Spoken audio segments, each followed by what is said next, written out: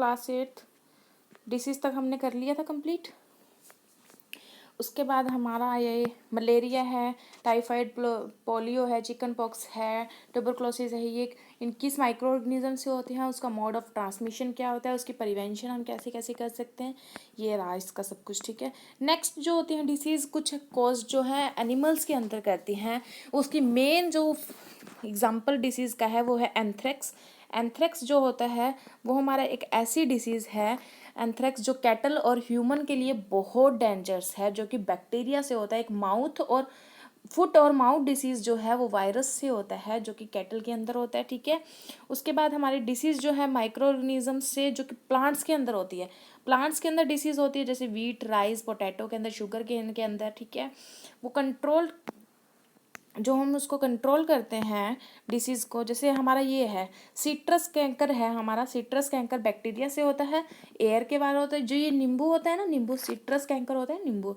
ठीक है, नींबू के ऊपर जो ये इस टाइप के दाग लग जाते हैं वो बाय बैक्टीरिया होते हैं। और कैसे होते हैं उसका ट्रांसमिशन, एयर, और वो एक डिसीज़ होती है। ठीक है, सेकेंड है हमारी रस्ट ऑफ वीट। वीट के जो पत्ते होते हैं उनके बीच में ऐसे ब्राउन ब्राउन कलर का आ जाता है।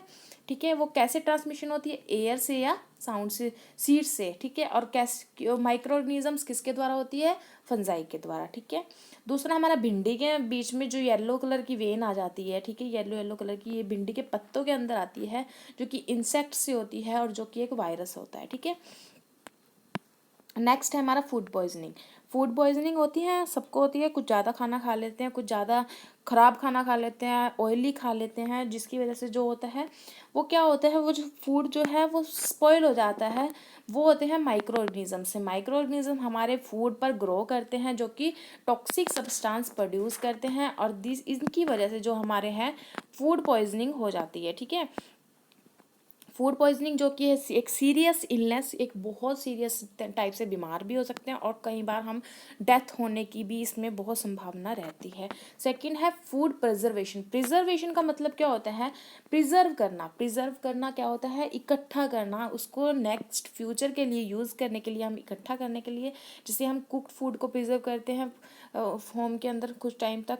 जैसे हम मोस्ट ब्रेड को, जो ब्रेड होता है हमारा, मोस्ट ब्रेड होता है हमारा, थोड़ा सा उसमें नमी आ जाती है तो उसमें फंगस लग जाती है, वो काला पड़ जाता है। ठीक है, जिसको हम बोलते हैं कि ब्रेड खराब हो गया। रोटी के ऊपर भी ऐसा हो जाता है। ठीक है, तो उसका बैड टेस्ट, कई बार जो होती है सब्जी होती है उनका बैड टेस्ट होने लग जाता है, ख़राब हो जाता है, स्मेल गंदी आती है। वो जो होता है वो फूड जो होती है उसमें से स्पॉइल हो जाता है। कई टाइम तक कोई फ्रूट है हमारे घर पे रखा है तो वो स्पॉइल हो जाता है अगर हम उसे ना खाए। रोटन, रोटन मतलब वो ख़राब हो गया है। ठीक है, वो ख़राब हो जाता है, उससे हमारा। दूसरा हमारा अब यही प्रिजर्व करने का हमारा केमिकल मेथड भी होता है। ठीक है, जैसे सोल्ट और एक एडिबल ऑयल्स। एडिबल का मतलब क्या होता है, जो कि हम डेली यूज़ में ऑयल खा लेते हैं, अपने फूड में यूज़ कर लेते हैं। वो ऑयल जो हमारे common chemical generally use to check their growth of micro organisms, वो माइक्रो ऑर्गेनिजम्स की ग्रोथ को स्टॉप करते हैं। और इसी को जो हम प्रिजर्व करते हैं इसी को बोलते हैं प्रिजर्वेटिव। मेन प्रिजर्वेटिव जो है हमारे सॉल्ट और ऑयल हैं, जो कि हम सॉल्ट और एसिड ऐसा कुछ पिकल्स में भी ऐड करते हैं, हम जो अचार डालते हैं, जैम्स होते हैं, इन सब को प्रिजर्व करने के लिए ये एक केमिकल मेथड है जिसको हम बोलते हैं प्रिजर्वेटिव। ठीक है, preservation by common salt. Salt से भी हम प्रिजर्वेशन करते हैं, जैसे मीट होती है, फिश होता है, इसको हम ड्राई साल्ट में रखते हैं। आंवला है, अचार डालते हैं आम का, वो सब कुछ एक कॉमन साल्ट की प्रिजर्वेशन में आता है। ठीक है, दूसरा प्रिजर्वेशन बाय शुगर। शुगर से प्रिजर्वेशन होती है, जैम्स होते हैं। ठीक है, उसमें जेलीज होती हैं, वो सब कुछ प्रिजर्व करते हैं हम शुगर से। ठीक है, ऑयल और विनेगर, सिरका और अगर हम तेल में, उससे क्या करते हैं, जो बैक्टीरिया ऐसे इन्वायरमेंट में नहीं रहते और वो ऐसे पिकल्स में अचार को प्रिजर्व करके रखते हैं। वेजिटेबल्स है, फ्रूट्स है, फिश, मीट, इन सब को इस मेथड से प्रिजर्व होता है। दूसरा हमारा हीट और कोल्ड ट्रीटमेंट। कुछ बैक्टीरिया जो होते हैं हमारे हाई टेम्परेचर पर जो होते हैं वो होते हैं, जब हम दूध को जब लेके आते हैं उसको उबाल देते हैं, उसके बाद हम उसको फ्रिज में रखते हैं। क्यों? क्योंकि जो उसका टेम्परेचर होता है उसको हम लेस कर देते हैं और लेस टेम्परेचर की वजह से वो ख़राब नहीं होता। और यही जो प्रिजर्व करने का जो मेथड है वो किसने डिस्कवर किया था? लुइस पास्टियोर ने। और इस मेथड को क्या कहते हैं? पास्चुराइजेशन।